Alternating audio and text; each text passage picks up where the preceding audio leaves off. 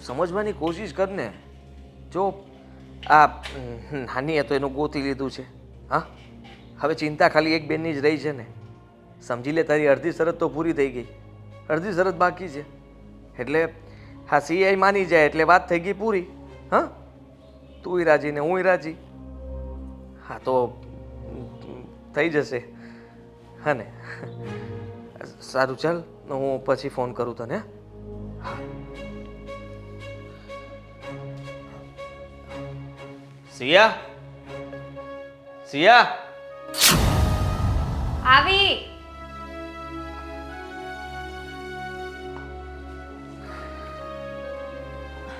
બોલ. તું બોલ કે તારે ક્યારે બોલવાનું છે હવે? શેનું પણ?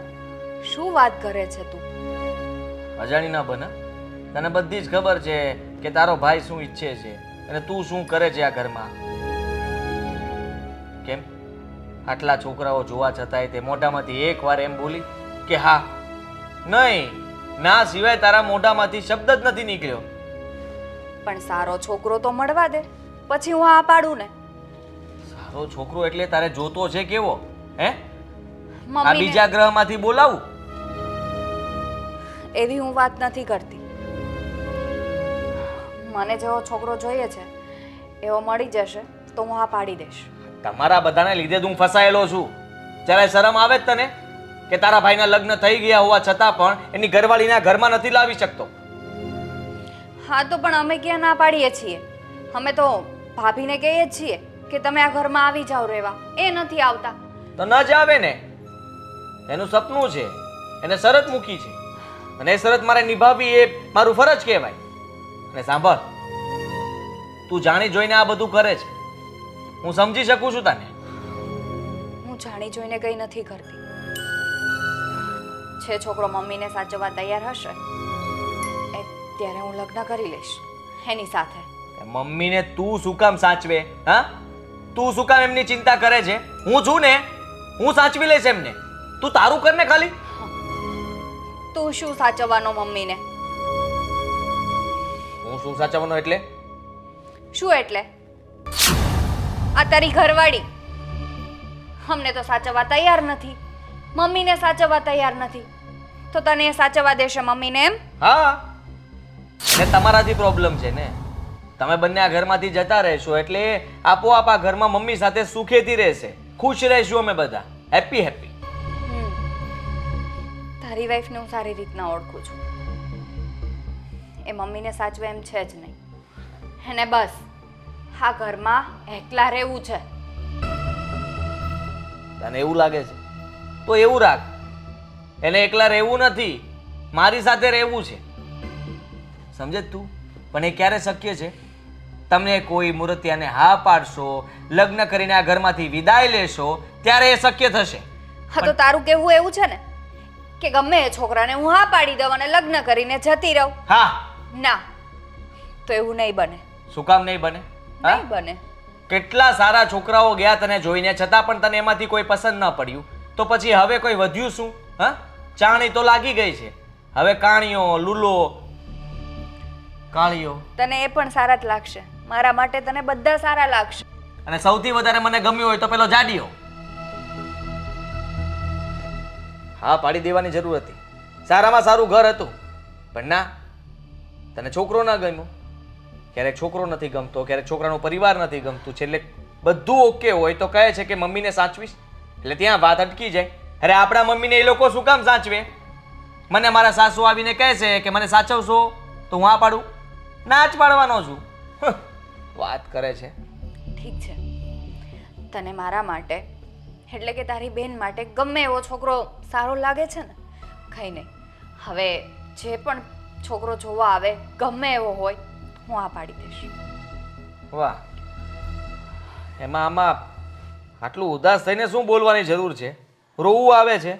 દુઃખ લાગ્યું તને? હે? તમે કઈ ખોટું નથી કીધું. આ શબ્દ તારે પહેલા બોલવાના હતા.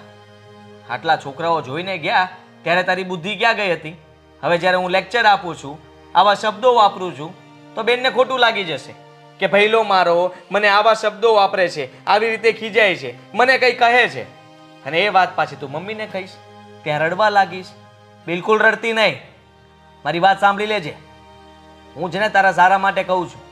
અને તારા તો છોડ, મારા સારા માટે કહું છું. તારા ભાઈનું જરાય સારું વિચારતી હોય ને તો એકવાર હા પાડી દે ને લગ્ન કરી લે. જા હવે અહીંયાથી, કામ કર તારું.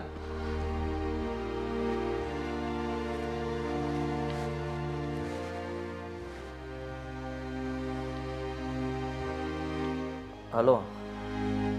હા, હું શું કહું છું?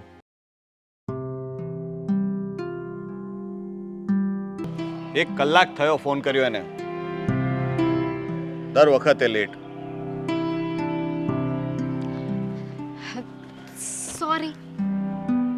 શું સોરી? દર વખતે લેટ આવવાનું. સોરી ના. આ કઈ નહીં, ચલ પેલા બહાનું આપી દે, પછી વાત કરીએ. આજનું લેટ આવવાનું બહાનું આપો. ભાઈ, હા, ભાઈના લીધે લેટ થઈ ગયું. ભાઈની પાસે ફીસના પૈસા લેવા ગઈ હતી, ત્યાં એને લાંબુ લેક્ચર ચાલુ કરી દીધું કે હવે તારે લગ્ન કરી લેવા જોઈએ. એમાં લેટ થઈ ગયું. આઈ લવ માય સાલા. મારો સાળો જ્યારે પણ કઈ વાત કરે ને એ સાચી જ હોય. એને કહ્યું ને કે લગ્ન કરવા જોઈએ તો તારે લગ્ન કરી લેવા જોઈએ. હવે ભાઈની વાત તો માન. પણ મેં ભાઈ સુધી વાત પહોંચાડી દીધી છે ને. મેં ભાઈને કહી દીધું છે આપણા બંનેની વાત. પછી ભાઈએ શું કહ્યું? ભાઈને કોઈ જ વાંધો નથી. એને તો એ જ જોઈએ છે ને કે લગ્ન કરીને હું જતી રહું. હા તો ચલ ને, જઈએ ને, લગ્ન કરીએ ને. ભાઈએ કીધું છે ને, મમ્મીએ નથી કીધું. હા, મમ્મીએ હવે. હા તો મમ્મીને ક્યારે વાત કરીશ? મમ્મીને ને સારો સમય જોઈને વાત કરી દઈશ. હા, એક ને એક વાત મારે રોજે કહેવાની. છો દામિની, મને પણ નથી મજા આવતી રોજ એક ને એક વાત કરવાની. પણ હવે હું છે ને થાકી ગયો છું. કારણ કે મારે દરરોજ ઘરે જવાબ આપવા પડે છે અને મમ્મી દરરોજ નવા નવા બાયોડેટા લાવીને બતાવે છે. યાર, હવે બધી છોકરીઓમાં મારે ક્યાંથી ખામીઓ કાઢવી? પણ તું મારા માટે એટલું જૂઠું ના બોલી શકે. કહી દે ને કે હજુ તારે આગળ સ્ટડી કરવી છે. કીધું તો પણ મમ્મી કહે છે કે લગ્ન કરી લે, સ્ટડી તો ચાલ્યા કરશે. બરાબર છે. હવે એટલી સારી સારી છોકરીઓના બાયોડેટા લાવે છે કે મારાથી એમાં કઈ ખામી પણ નથી કઢાતી. તને ખબર છે, એક તો એકદમ કરીના કપૂર જેવી હતી. તમે અને તમારા મમ્મી બંને તેઓ લઈને ગોતવા જશો ને તો પણ મારા જેવી સારી છોકરી તો નહીં જ મળે. આહા, એટીટ્યુડ પહેલેથી જન્મી ત્યારથી. હા, જોઈએ ત્યારે. તો હું બાયોડેટામાં સર્ચ કરવાનું ચાલુ કરું?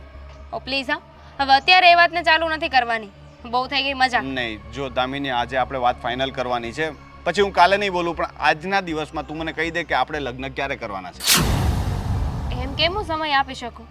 નહીં, હવે તારે નક્કી કરવું પડશે. કારણ કે તો તું મારા ઘરે આવા ને, ઘરે મારા મમ્મીને સમજાવી જા. મારા મમ્મી કહે કે 1 વર્ષની છૂટ, તો હું તને 1 વર્ષનો સમય આપીશ. પણ તારા ઘરે હું શું કામ ન સમજાવું? તારા ઘરે તો તારે હેન્ડલ કરવાનું હોય ને. મારાથી નથી થતા હેન્ડલ. કારણ કે મેં તને પહેલાં પણ કહ્યું હતું કે જો હું મારા ઘરમાં તારી વાત કરીશ તો મારા મમ્મી તારા ઘરે આવી જશે. તું કહે તો હું વાત કરી જોઉં. ફાઇન, મને 2 દિવસનો સમય આપ. 2 દિવસમાં હું ઘરે વાત કરી જોઈશ. 2 દિવસ? 2 દિવસ. આજે 28 તારીખ છે. 30 તારીખે હું તારી પાસે જવાબ માંગીશ. અને પછી જો તારો જવાબ પ્રોપર નહીં હોય અથવા ના હશે તો પછી મને ભૂલી જજે. હા, ઘરે વાત જ કરવાની છે ને. ઘરે વાત કરી દઈશ. અને આ શું ભૂલી જજે? આ તે કેવી વાત થઈ? તો હું શું કરું યાર? હું થાકી ગયો છું. તને કહું છું, એકની એક વાત સમજ નથી પડતી. મારે બધાને હેન્ડલ કરવા પડે છે. હું તને છોડી નથી શકતો, નથી ઘરવાળાઓને છોડી શકતો. કારણ કે મારા મમ્મીનું પણ બીજું કોઈ નથી. હું એક જ દીકરો છું. હું એમને છોડીને પણ ન જઈ શકું. નહીંતર તો કહી દઉં કે ચાલો હું. રોનક, હેન્ડલ તમે એક નથી કરતા, હું પણ કરું છું ને. હું પણ ઘરે એમને સમજાવવાની, મનાવવાની કોશિશ કરું છું. કોને સમજાવવાની કોશિશ કરે છે? તારી બેન તો માનતી નથી. હા, તો એને સમજાવતી જ હોય ને. અને મને તો નથી લાગતું કે સમજાવતી હોય. આટલી વારમાં તો સમજી જાય ને સમજાવતી હોય તો. કેટલા દિવસ થઈ આ વાત કરી અને આપણે? પણ નથી સમજતી તો શું કરું? ભાઈને તો વાત કરી દીધી ને. અને એવી રીતે વાત કરે છે કે જાણે 2 દિવસમાં લગ્ન કરીને કેમ ભાગી જવાનું હોય.